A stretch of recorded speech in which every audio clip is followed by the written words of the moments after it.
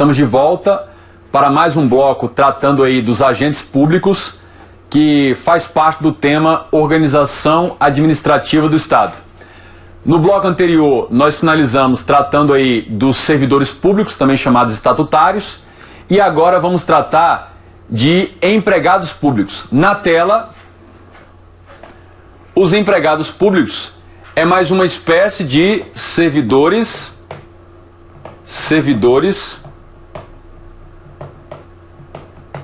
estatais.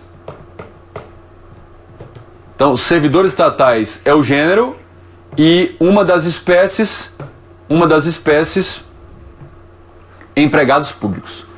O que nós precisamos saber de relevante sobre empregados públicos? Primeiro, são regidos pela CLT. Então eles são seletistas.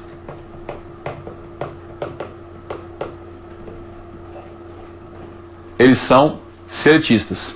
Mais um detalhe, são investidos por contrato de trabalho. Ou seja, é uma relação bilateral. Já os estatutários, servidores públicos estatutários, uma relação unilateral de investidura. Aqui, bilateral, contrato seletista de trabalho. Muito bem. Além disso, mesmo sendo contratados, para fazer o contrato, exige concurso público.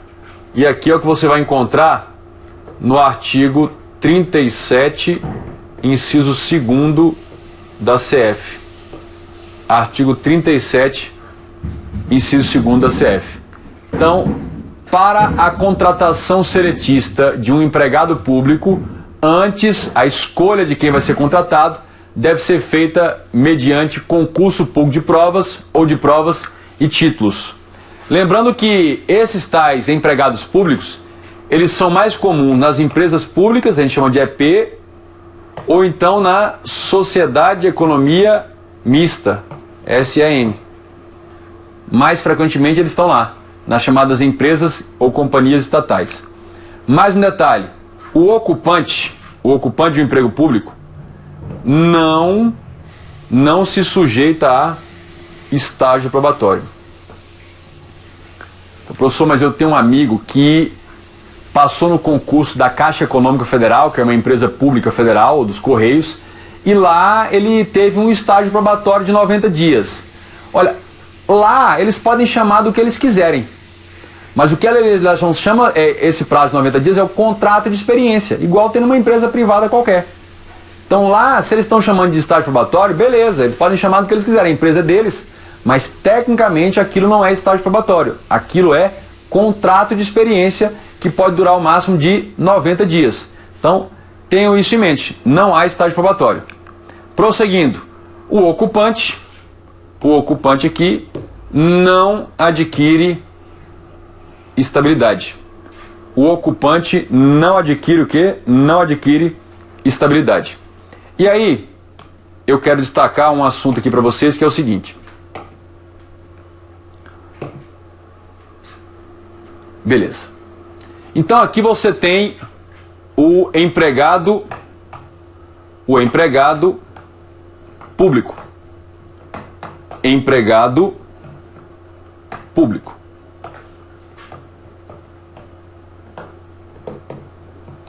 Esse empregado público, ele sempre vai ser o quê? CLT. E a CLT prevê o seguinte: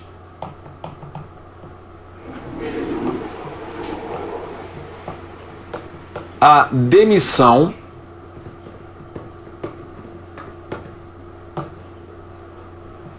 e prevê a chamada dispensa.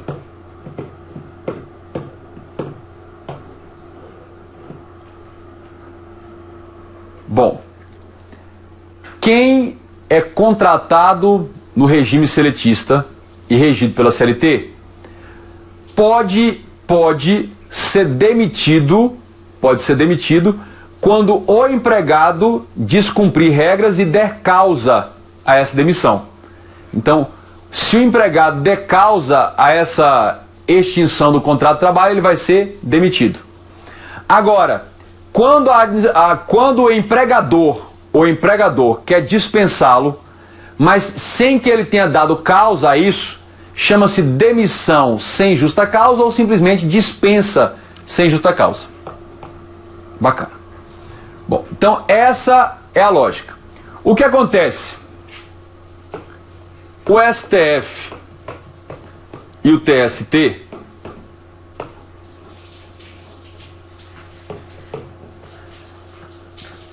exigem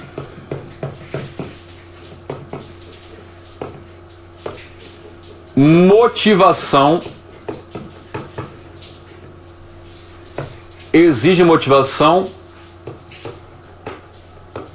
para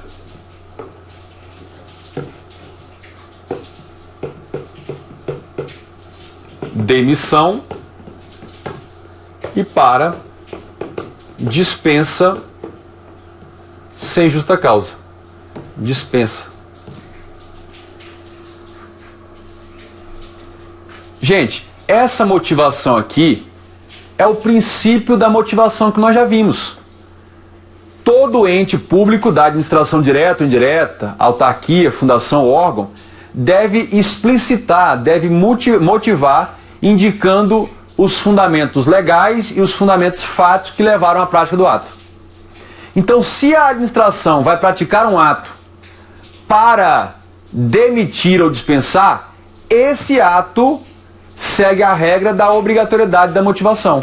Então ele vai ter que fazer a motivação, que é o quê? Explicitar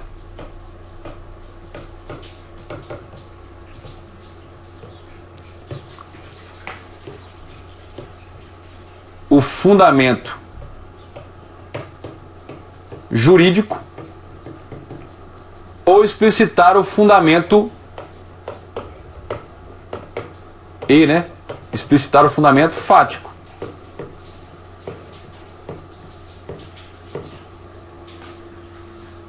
Fundamento jurídico ou fundamento o quê? Fático. Muito bem. Qual é a confusão que não se pode fazer?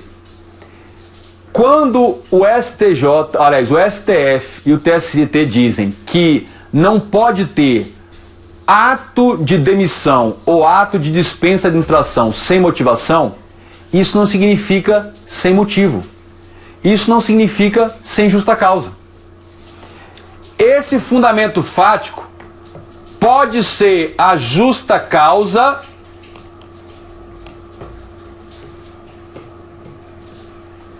ou não, ou uma outra razão.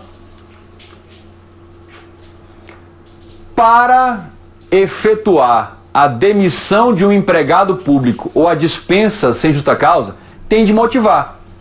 Ele pode dizer assim, por exemplo, a Caixa Econômica Federal deliberou pelo seu Conselho de Administração que vai extinguir todo o departamento jurídico e vai terceirizar. Em razão disso, vai dispensar sem justa causa todos os advogados contratados pela CLT. É uma justificativa. O advogado contratado, o empregado advogado, não precisa ter dado justa causa, mas teve um motivo, uma motivação para isso. Então, está errado dizer que na administração pública é proibida a dispensa ou demissão sem justa causa, sem motivo. Não, é possível. Só que esse motivo pode ser um motivo que não seja causado pelo empregado. Tudo bem? Então, basta que tenha uma motivação. Essa motivação pode ser de relevante interesse coletivo, sem que o empregado público tenha dado causa, tenha dado justa causa para isso. Perfeito. Então, é esse detalhe aí. Outro detalhe. O fato de se exigir processo administrativo com ampla defesa e contraditório para poder demitir ou dispensar um empregado público, a exigência de devido processo legal administrativo com ampla defesa e contraditório para demitir ou dispensar o empregado público não significa que ele tenha estabilidade. Porque a estabilidade não é a exigência de processo para dispensar ou demitir. A estabilidade é o fato de que quem é estável Se o cargo for extinto ou declarado desnecessário, ele se mantém vinculado ao poder público para ser aproveitado em outro cargo. Então, estabilidade não é sinônimo de impedir a demissão. Estabilidade não é sinônimo de exigir processo disciplinar para demitir. Estabilidade é quem é estável, se o seu cargo for extinto ou declarado desnecessário, ele se mantém vinculado ao serviço público e aguardará o aproveitamento em um cargo semelhante. E enquanto ele ficar aguardando o aproveitamento, ele fica recebendo remuneração proporcional. Tá aí. Então, cuidado com essa ideia de estabilidade para empregado público que não existe, ele não tem estabilidade. Então, vamos só retornar aqui, ó, para o ocupante não adquire o quê? De emprego público, o empregado público não adquire estabilidade. Cuidado com isso.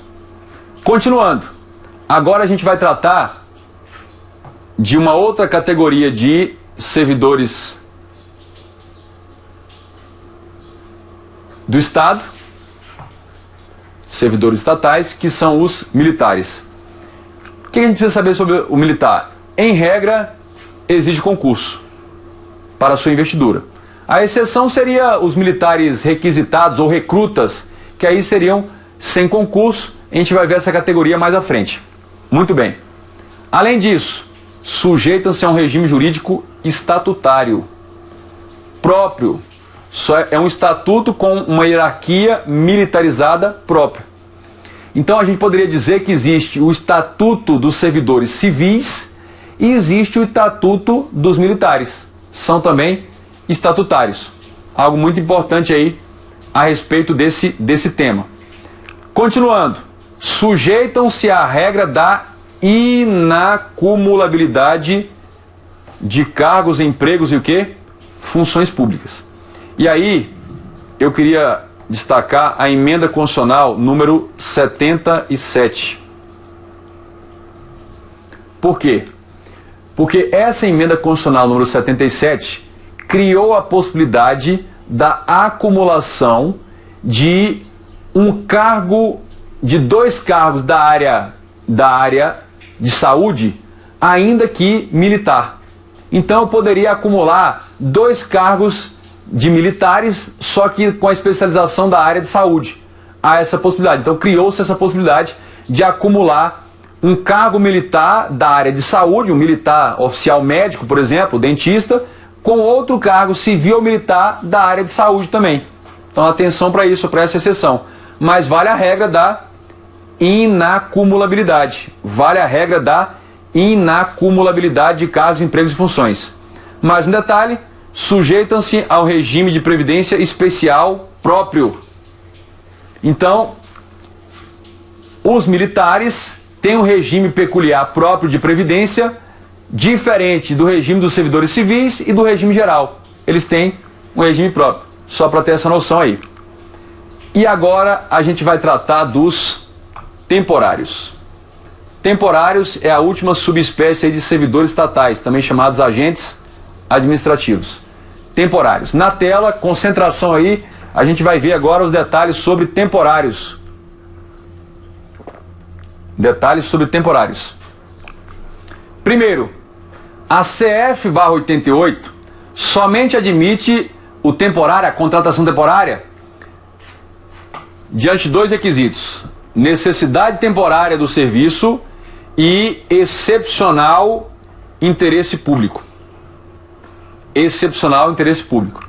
Então, se a gente estiver diante de uma situação de calamidade, emergência, grave comoção interna, guerra declarada, ou um evento esporádico, como Olimpíadas, como Copa do Mundo, então isso poderia ensejar a contratação temporária. O fundamento? Artigo 37, inciso 9º. Aspectos importantes. Os temporários não ocupam cargo. Não existe na estrutura administrativa do Estado o cargo temporário. Cargo é sempre em caráter contínuo ou permanente, ainda que seja cargo em comissão. O temporário, ele apenas exerce uma função pública transitória. Exerce uma função pública transitória. Então gravem isso, temporários não são investidos, não há posse em cargo. Eles são designados aí para uma função, contratados para uma função transitória, temporária. Outra coisa, e aí é um detalhe, a regra é que exige concurso ou processo seletivo. A regra é que mesmo para a contratação temporária exige concurso ou processo seletivo. Um exemplo é o processo seletivo que o IBGE faz de tempos em tempos, o IBGE, para contratar lá os recenseadores, para trabalhar num período lá de 5, 6 meses. Agora, tem uma exceção. Comprovada a urgência. Se houver comprovada a urgência desses temporários, no caso concreto, aí ocorre a dispensa, a desobrigação aí de realizar o concurso ou processo seletivo. Mas, de regra, exige o concurso. Mais um detalhe, é o detalhe do regime jurídico. Qual é o regime jurídico? Qual é o regime jurídico a ser aplicado para os temporários? Na área federal tem um regime próprio, pode ter um regime próprio, que é o da Lei 8745/93, um regime próprio. Ou pode ser também CLT. Há uma grande divergência se eles poderiam ser estatutários ou não, mas prevalece o entendimento de que não. Está aqui. E outra coisa, eles não podem ser efetivados no serviço público. Por uma razão muito simples. Porque não há cargo para eles. Eles não estão exercendo um cargo. A efetivação é num cargo. Eles estão desempenhando uma tarefa, uma função pública que não está atrelada, não tem previsão de um cargo em que se aloque essa atribuição. Então não podem ser o quê? Efetivados. Esse é um aspecto importante e relevante aí a ser considerado em matéria de agentes públicos. Então, regime jurídico próprio ou da CLT. Continuando, agora a gente vai tratar dos particulares em colaboração com o poder público. De olho na tela aí, a gente vai tratar dos particulares em colaboração com o poder público. Quem são esses particulares em colaboração com o poder público? É uma categoria de particulares que de alguma forma ou por algum vínculo previsto em lei exercem uma função pública, mas eles não estão integrados à estrutura organizacional interna de um órgão ou entidade. Ou seja, eles não têm lá um assentamento funcional, não tem uma estação de trabalho, senha de internet, eles não estão incorporados a essa estrutura. Eles estão no mundo privado, usam, em regra, a sua estrutura particular privada, mas para a consecução de atividades ou serviços públicos. Então, essa é a ideia geral de particulares em colaboração com o poder público. Mas, volto a dizer, eles se encaixam como agentes públicos, que é o gênero. Porque agente público, para ser agente público, basta estar desempenhando alguma função pública, função do Estado. Primeiro aspecto, particulares são aqueles que, sem perderem a condição de particular, não perdem essa condição jurídica de particular, exercem o que? Uma função pública. Então, como nós dissemos aí, é o aspecto relevante da definição desses particulares em colaboração com o poder público. Mais um aspecto. Eles atuam em caráter contínuo, ocasional ou temporário. Então, você pode ter um particular em colaboração com o poder público que atua de forma contínua, é o caso dos concessionários, permissionários, por um tempo continuado. Você pode ter por uma situação ocasional, que é o caso dos credenciados, e você pode ter uma situação temporária, que é o caso dos mesários, uma situação mais temporária. Continuando, eles podem ser com remuneração. É o caso, por exemplo, dos tabeliães de cartório, né? E pode ser sem remuneração. É o caso dos jurados do Tribunal do Júri, os mesários. Temos aí. Mais um aspecto. Independentemente do tipo de vínculo. O vínculo que eles mantêm com o poder público, se é uma concessão de serviço, se é um contrato de locação de serviço, se é uma requisição administrativa, isso não importa. O que importa é eles estarem exercendo uma função pública sobre um vínculo qualquer. Uma legitimação de vínculo com o poder público qualquer. Em seguida, o que eu mencionei, para ficar registrado aí, eles não integram a estrutura organizacional interna de um órgão ou entidade. Eles não fazem parte da estrutura organizacional interna, não integram a estrutura organizacional interna de um órgão nem de uma entidade. Bom, agora a gente vai tratar as espécies de agentes de particulares em colaboração com o poder público. A primeira espécie, então tem uma espécie aqui, olha. Primeira espécie.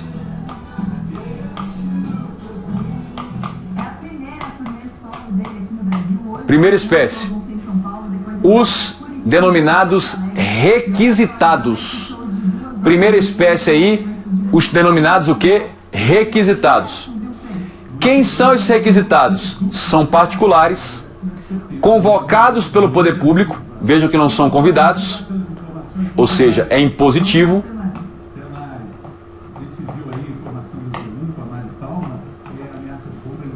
para desempenhar relevante função cívica do Estado de Direito. Esses requisitados, gente, eles também são chamados de agentes honoríficos. Uma outra nomenclatura que parte da doutrina dá para eles, em vez de chamar de requisitados, chama de agentes honoríficos. Primeiro detalhe, é impositivo. Eles não podem simplesmente não querer. Existem, excepcionalmente, algumas escusas previstas na própria lei. Por exemplo, por uma questão, um problema de saúde, você pode alegar a escusa. Em razão da função que você exerce, por exemplo, da carreira policial, você pode apresentar como sendo a escusa para não atender à convocação. Outra coisa, eles exercem o que se chama de munus público. Essa ideia de relevante função cívica. Munus público. Munus público é como se você fundisse numa coisa só um dever de cidadão, algo que é obrigatório, um dever de cidadão, mas também uma honraria, uma honorabilidade por estar fazendo aquilo. Então, tanto é um dever, algo obrigatório, como é uma honra para quem o desempenha fazê-lo. Essa é a ideia aí dos agentes, daí o nome que alguns usam de agentes o quê? Honoríficos. O que mais é importante saber sobre eles? Não ocupam cargo. Eles não ocupam cargo. Apenas desempenham o quê? Uma função pública. Apenas desempenham uma função pública. E outro detalhe, atuam em caráter o quê? Transitório.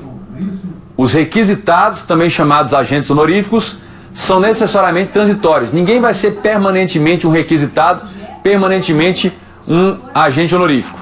Outro detalhe, em regra, é sem remuneração. Quer uma exceção?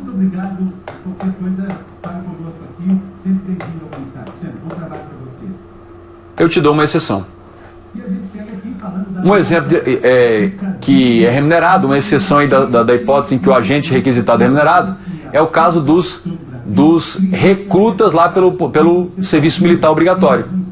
Esses chamados militares conscritos ou recrutas ou requisitados, eles recebem lá uma remuneraçãozinha. Então seria uma exceção a isso aí.